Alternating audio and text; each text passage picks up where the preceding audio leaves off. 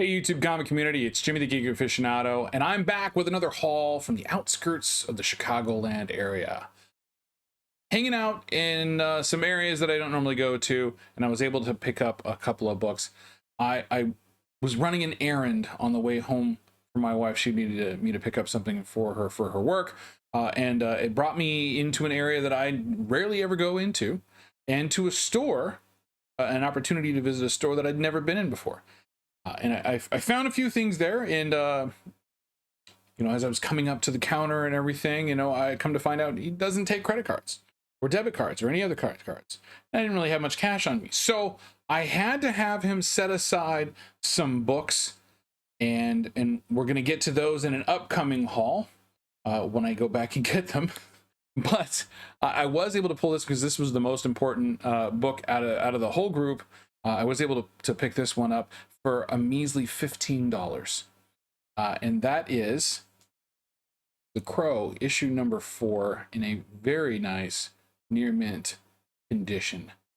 So this is a big time book from the series that was, you know, I mean, if you don't know about The Crow, look into it, right? Because I'm not going to get into it here. But just a couple of spine ticks on this guy. Really super nice. I am going to have, I already have a copy, but I'm going to have this this pressed and slabbed, and this is going to get sold off. So if you are looking for a super clean copy of The Crow issue number 4, check back with me, right? Because that book's going to be coming back in a future CGC unboxing, and it'll be for sale.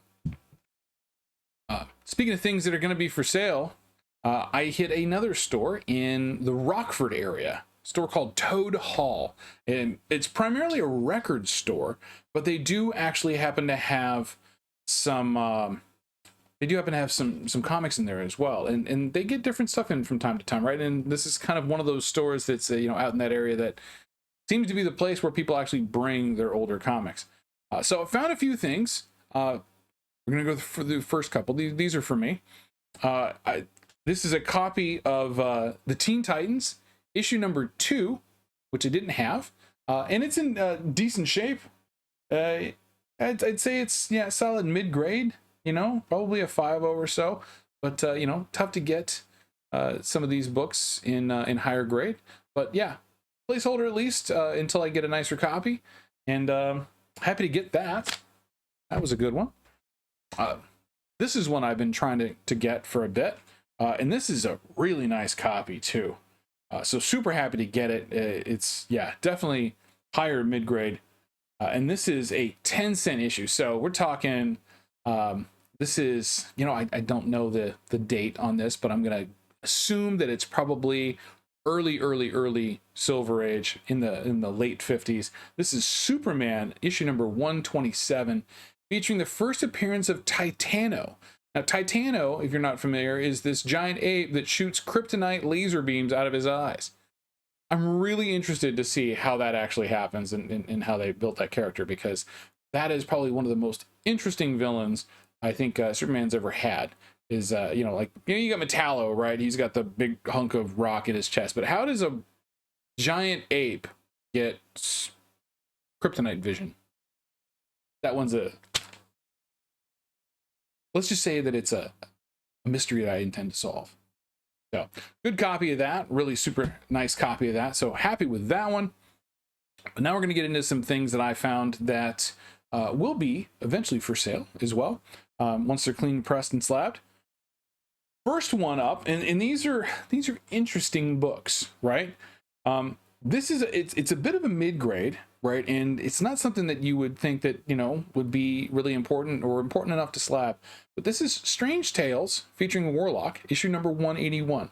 Now, this is technically it's the first full appearance of Gamora, right? Her first appearance is in issue number 180. And it's really kind of a cameo. It just kind of shows her eyes. This is actually the first full appearance of Gamora in comics. But that's not really a big, it doesn't get the same kind of love that issue 180 does. And you know, that's just the market, right? But what's important about this is that it is actually a Mark Jewelers issue. So we're expecting somewhere around like a 6.5 for this particular copy once it's clean and pressed, and it is a Mark Jewelers. So if you're a fan of Mark Jewelers, especially in these books here, stay tuned again, right? Because this one's coming back, that one's going to get sold. But you know, super happy to kind of stumble across those. Another rare, semi-rare, pretty rare. This is X-Men number 221. It's the first appearance of Mr. Sinister, and it is the newsstand edition, which is more rare than the regular direct edition of this book, and it's well sought after. This one, it's got some problems. Hopefully I can correct them, but it is going to get slabbed. It's probably an 8.590. I'm hoping. Yeah, I'm hoping for a 9.0, 9.2 on this guy, and we'll see what we get back. But yeah, still a super cool book, and it actually does go for some decent dollars slabbed as a newsstand. So Mr. Sinister, right? One of those bigger X-Men villains that we can expect to see when they actually do bring the X-Men into the MCU. We got a glimpse of Mr. Sinister, not the actual person, but you know, the behind the scenes in that New Mutants film, which I thought was really good. A lot of people didn't. Don't know why. But moving along, this one is I was really astonished to find, because this is a definite 9.8 candidate, and it's X-Men Annual number 14, and this ties for the first appearance of Gambit. It came out it came out before 266, or it came out the same week as 266, and it's got Gambit more involved in the story, but it wasn't really his introduction. So, but it is an important book, and it is one that the community, the comic community, has decided to go after, especially in lieu of the rising prices for 266.